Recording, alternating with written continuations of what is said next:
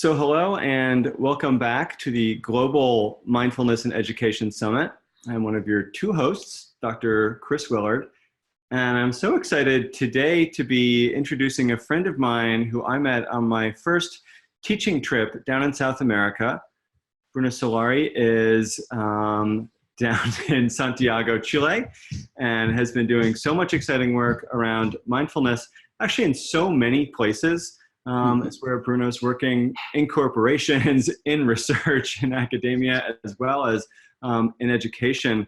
But I'm just so excited to be reconnected with him and hearing a bit about what's happening in the Southern Hemisphere in South America. So welcome, Bruno. Hello, Chris, and thank you very much for inviting me to participate in this summit.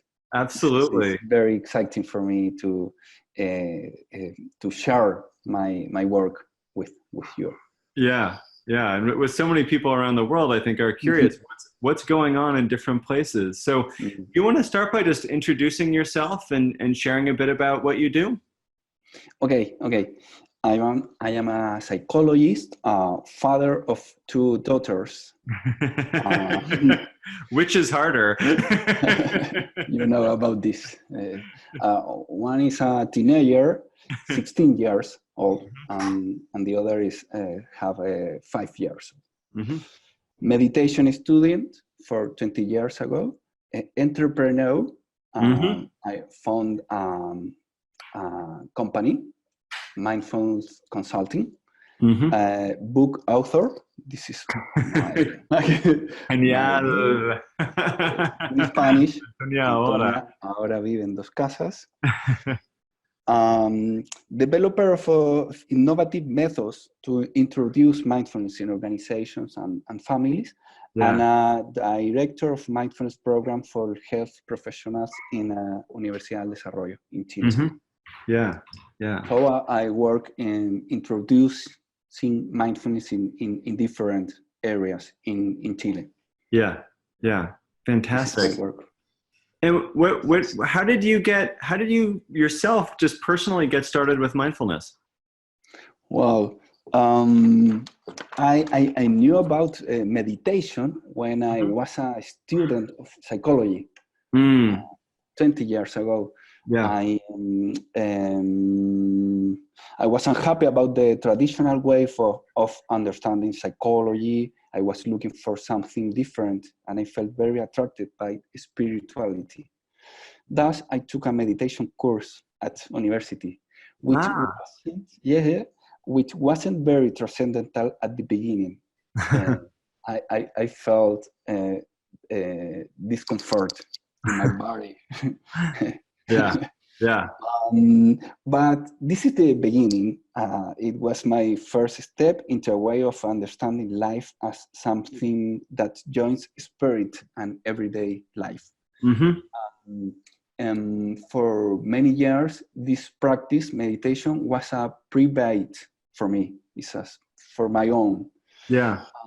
Then I realized that it's very important to have tools to manage with the difficult of the life. Right. In my case, one of the biggest difficult I had to go through was divorce and the fact of not living with my daughter and answer this question: how to keep doing the role as a father. Right.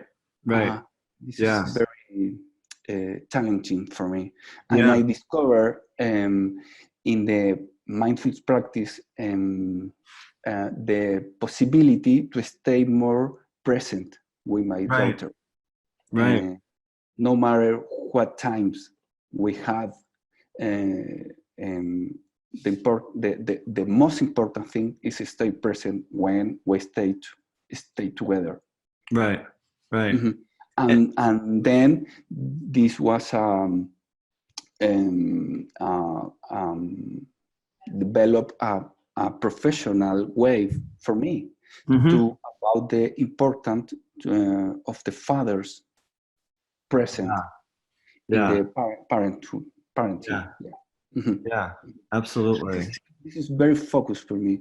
What what is the importance of the father role in Right. the child. And is that, I mean, that also, for one thing, I mean, it sounds like that's the topic of your book that you wrote for kids. And what have you found? I mean, what is it a particular challenge in Chile to remain mindful as a father and to step into that role after divorce? Is that something that a lot of fathers are struggling with and that you're working with fathers around? Yeah, in Chile, also 20% of families are single parents. Wow. So it's very necessary to rethinking about the father's role. Yeah. Also, it's important to rethinking the way to combine time for work and time for family. Right. This is, Yeah. I think this is very important, difficult in this moment in Chile, Yeah.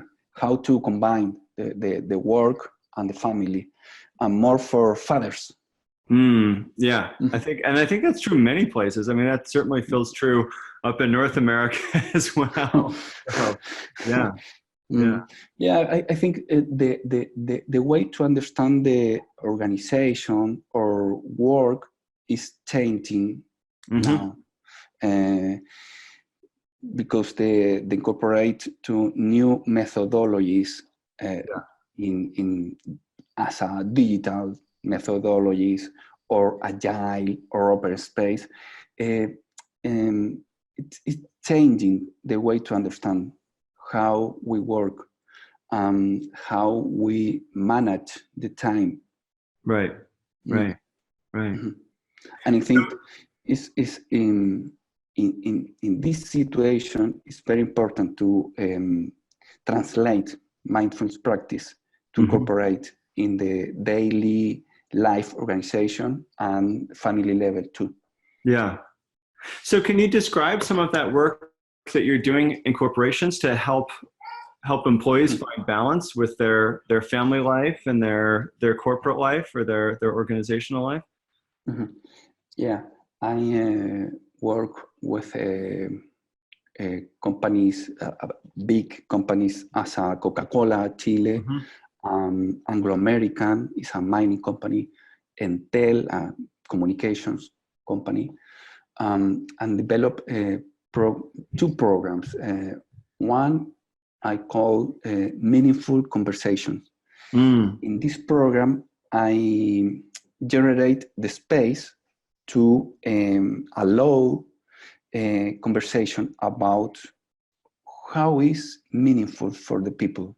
Yeah. Is thinking mindfulness is the basic level, and then how what allow to generate conversations. Yeah. And what is very important for the people, and what is important for the people, the family and the daughters, and the other program I call Growing Community. In this program, I want to generate community for the people to work together. And this is a very good news for people work in corporate. They probably generate a community, and how mindfulness practice help to sharing humanity to generate a community in the place that work. Right. And has it been hard to get people finding balance with family? Yeah. There is someone caring for my child. My wife is here. This is real life. Found it hard to get people interested in finding balance? Is it a pretty driven society, a pretty driven culture around spending more time with work and not with family? And is it hard in particular for fathers or for different gender roles?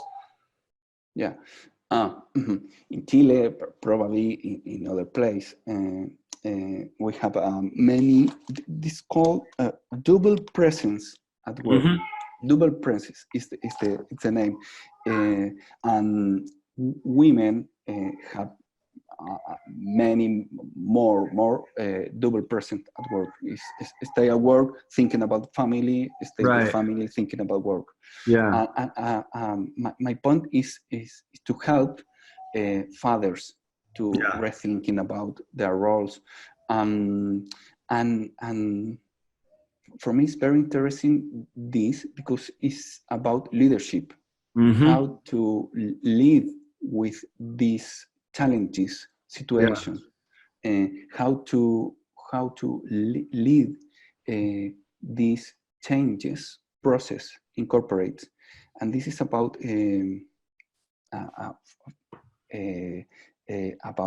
how to lead and leadership this situation. For me, it's important to rethinking or give tools for fathers. Yeah. It's so interesting. I mean, and I'm sure you also find it as a father and as a once divorced father also. But it is so hard. This idea of double presence, as you put it, right? And I feel that so often when I'm at work, I'm feeling this pull to be with my family. When I'm with my family, I'm feeling this pull to be at work. And I think that that's increasingly a real thing for fathers that they're struggling with, and of course has long been a challenge for mothers who work outside of the home. And it's really interesting, and I appreciate that you're kind of naming this and helping fathers work through this as well, and bringing it into the workplace, bringing it into people's jobs to help them think about it, talk about it, help leaders in the workplace to talk about this, because they set the tone, the leadership in the organization, for their employees to be also finding more balance and just recognizing the struggle with this balance. Because the women love the work I'm doing with fathers. But it's necessary because the change process incorporate probably is better living for women, because women is more for women is more common to collaborate and to thinking about other people. It's very challenging for us as a man. No? And then you're leaving, going to work, talking to other fathers about how to be better fathers and your kids and wife at home. I find this too. It's very strange. It's like, well, I'm going to help other kids, but why aren't I at home with my own kids sometimes? But it's this funny pull in a few directions to be trying to help families, but then am I being present enough with my own? It's a real question. I feel the same with my daughters. It's very difficult for me. It's stressful for me to manage my daughters, but this is my work. Right. It's my real life. I don't be a monk. I am a father in the real life. This is very stressful, and how I live with this, and how we help other fathers. To keep simple and real life. This is not for religious or monkeys. I love the monks or spiritual life, but I have a wife. I have a real life. Right. And when I talk to monks, like, I don't know if you've ever spent much time talking to monastics and monks, they often say, well, your life is a lot more complicated. It's a lot harder than being a monk. Like, we don't have as much to worry about. Right? So why do you think mindfulness and these kind of related meditation and other practices, why do you think they're so, I mean, first of all, do you think they're growing in popularity in Chile? And if so, why do you think they're taking root in South America and in Chile? I think it's every day more popular popular. Mm-hmm. Because we suffer from lack of mindfulness in Chile and in our countries. And our mental and physical health indicators in Chile are alarming. Mm-hmm.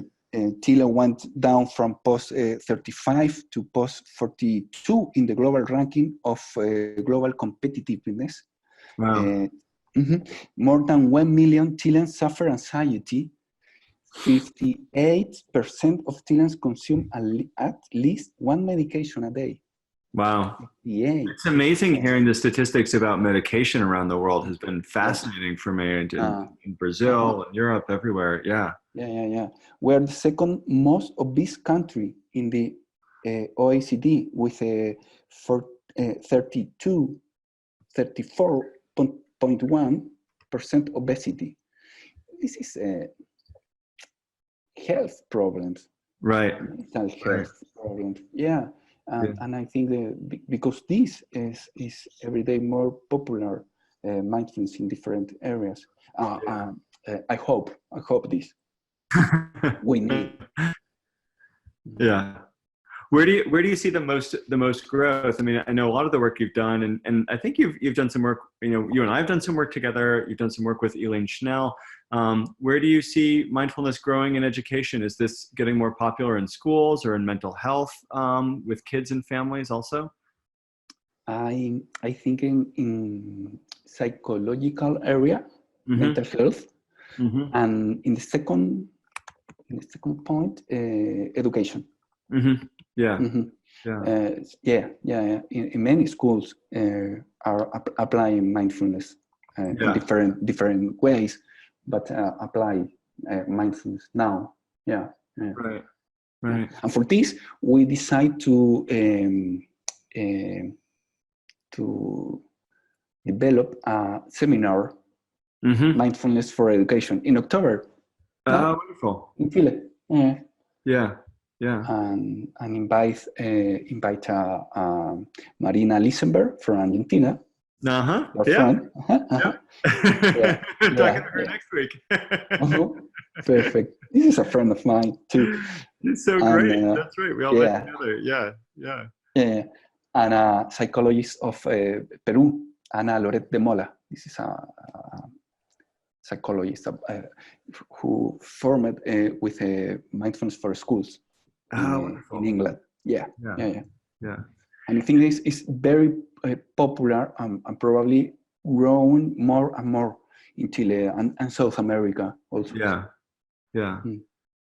And do you find yourself collaborating a lot with other folks around Latin America or in Spain or working with folks internationally to help build the mindfulness and education movement down there? Yeah. We have connection with you and Argentina, Uruguay, Peru, Colombia, South America, Spain, and Holland, Netherlands. And recently, I stayed in República Dominicana in Central America. Yeah. And the people are very interested in mindfulness in the schools also. Yeah.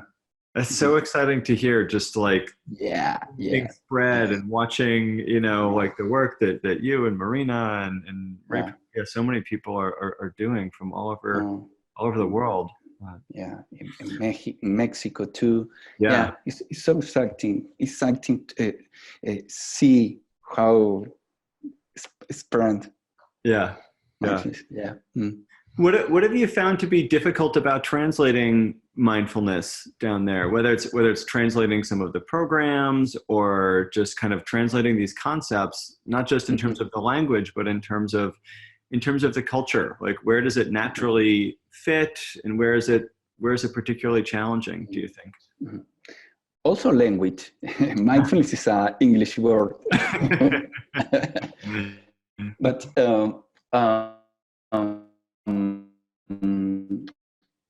in first people understand this to very monastic or monk way of this is the first problem for translate.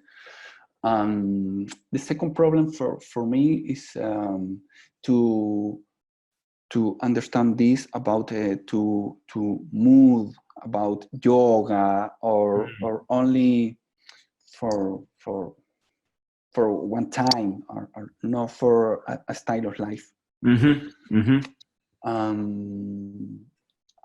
Then I think I think more much about with my colleagues in South America how to translate this in our cultures, in our way to understand. And I think this is the next challenge to translate for our countries. Right. We have many problems than the countries of first world don't have. The different areas, politics, but also you, but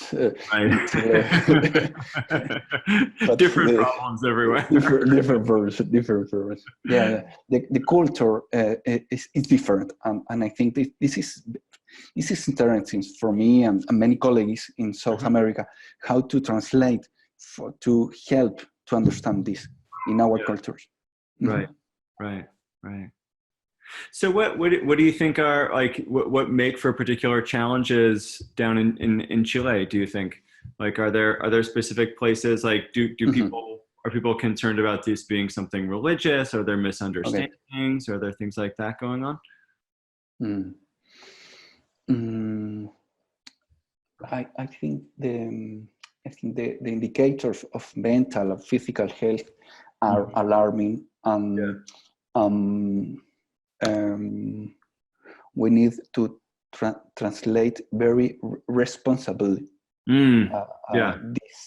this practice, not only for take the train, the new brand. Probably this is very important challenge to apply this very ethical and responsible. Because it's very necessary. And when it's very necessary, it's an opportunity to business, and it's challenging to do with integrity and ethically. Absolutely. Yeah. What are some of the interesting, have you heard of any particularly interesting projects? Are there any projects that you're most excited about in terms of education or in terms of anything going on in South America, or particularly in Santiago or Chile? Well, the next seminar in October, in next month, about mindfulness and education. And in November, I was invited to talk about mindfulness in a mining seminar in Peru. Oh wow! Huh. Yeah. Fascinating. So, it's very exciting for me to share about mindfulness in different places. Right. This is the two seminars in the future. Yeah. Absolutely. Anything else that you're working on, or that you want to share about what's happening with folks from around the world in terms of what's interesting to you down there? Any last things to share? Well, I want to share about the now I think how to give tools from leaders. To lead this challenging situation, climate change, for example. I think I hope we can generate a vision global about how incorporate this and how this practice help us to manage with this change situation. Right. This is I think it's very important to think. Think about.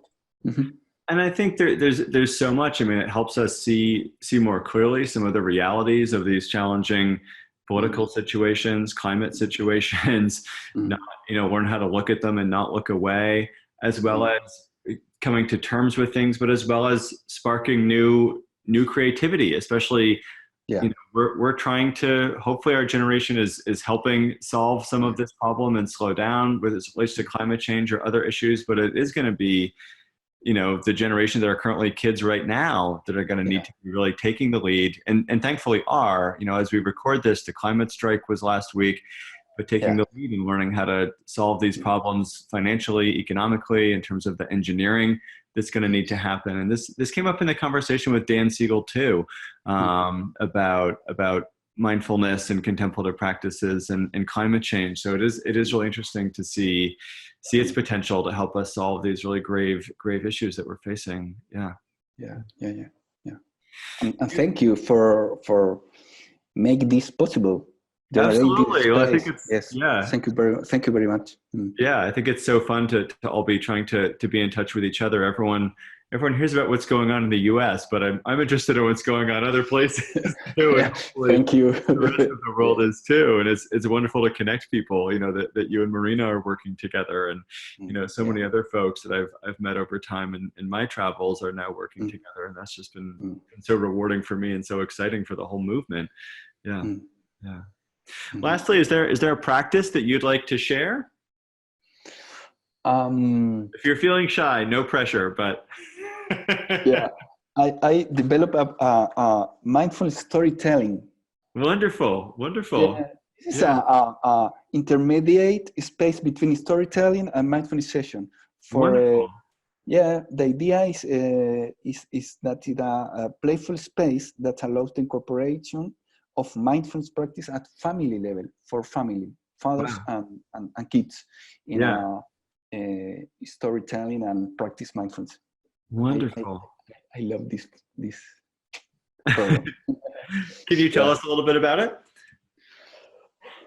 What? Can you tell us a little bit about it? About the practice? Just bringing some visualizations together and. Well, I work with a books. Wait.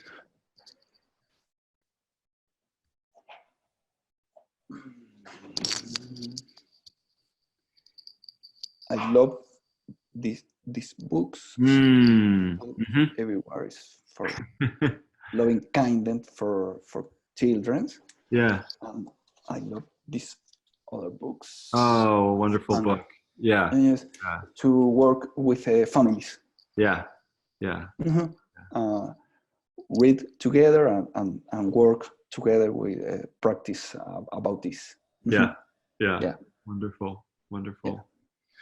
Well, thank you, Dr. Bruno Solari from Santiago. And how can people get in touch with you if they're interested if folks from Latin America or from the Spanish-speaking world or from anywhere really are interested in getting in touch with you and your work? How can people get in touch? Do you have a website or? Thank you. Thank you. There we go. I've been admiring your new logo, by the way, on Instagram and everywhere I follow you. It's Instagram, great. Mindfulness Consulting, Bruno Solari. Thank you. Wonderful. And the book again? Can you tell us the name of the book again? Thank you. Antonia ahora vive en dos casas. Yeah. So Antonia now lives in 2 houses. Yeah, and I love that you're doing this work with fathers. I think it's so important, and especially just to bringing more mindfulness to men. I think you and I lead workshops and go to workshops, and it's very female dominated, and it's wonderful that so many women are excited about mindfulness. But I think finding ways to bring this into male spaces and to bring it to fatherhood and to bring it to the business world and places that people traditionally, think of as being very male or masculine, because this is such a vital leadership quality, as you said. So thank you again for the wonderful work that you're doing, and hopefully I'll see you next year when I'm down there. Okay. Thank you very much, Chris. Great. Thank you so much. Take care. See you. Bye-bye.